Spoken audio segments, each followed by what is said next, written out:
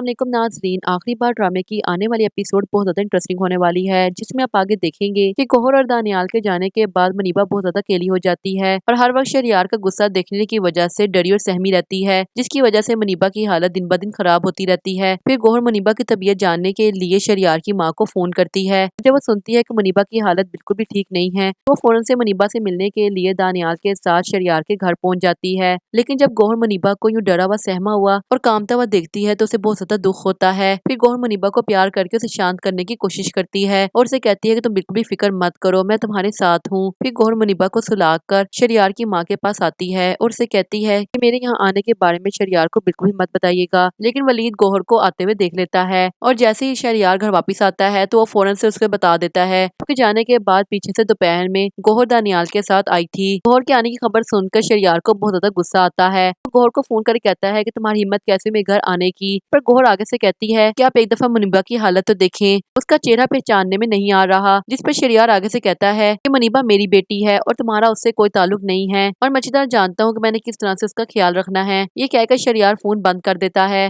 फिर ड्रामे में आगे देखेंगे कि अगले ही दिन गौहर को शरियार की तरफ से तलाक के कागजात मिल जाते हैं। तलाक के कागजात देखकर गौहर तो बिल्कुल टूट जाती है। फिर उसी दौरान गौहर को शरियार का फोन भी आता है। फोन पर शरियार गौहर से कहता है कि मुझे उम्मीद है कि अब तक तुम्हें कागज मिल गए होंगे, लेकिन फिर भी मैंने सोचा कि तुम्हें फोन करके बता दूं कि अब तुम्हारा और मेरा कोई ताल्लुक नहीं है, इसलिए आज के बाद मुनीबा से कोई भी राब्ता मत करना। गौहर तो शरियार की बात सुनकर बिल्कुल खामोश हो जाती है। फिर ड्रामे आगे देखेंगे कि शरियार अपनी तलाक के बारे में बताने के लिए अपनी माँ के पास जाता है और उनसे कहता है कि अब मेरा गौहर से कोई ताल्लुक नहीं है, मैं उसे तलाक दे चुका हूँ। ये बात सुनकर शरियार की माँ को बहुत ज्यादा गुस्सा आता है और वो कहती है कि तुमने गौहर के साथ बिल्कुल भी ठीक नहीं किया और इसके लिए मैं तुम्हें कभी भी माफ नहीं करूंगी। जिस पर शरियार आगे से कहता है कि अब आप मुझे मजीद इमोशनल ब्लैकमेल नहीं कर सकती, वरना मैं इस सब के बारे में फरियाल को बता दूंगा। फिर वो खुद ही कनाडा से आकर मुनीबा को संभाल लेगी। जिस पर शरियार की माँ कहती है कि तुम ऐसा बिल्कुल भी नहीं करोगे और अगर तुमने ऐसा करने का सोचा भी तो तुम मेरा मरा हुआ मुंह देखोगे।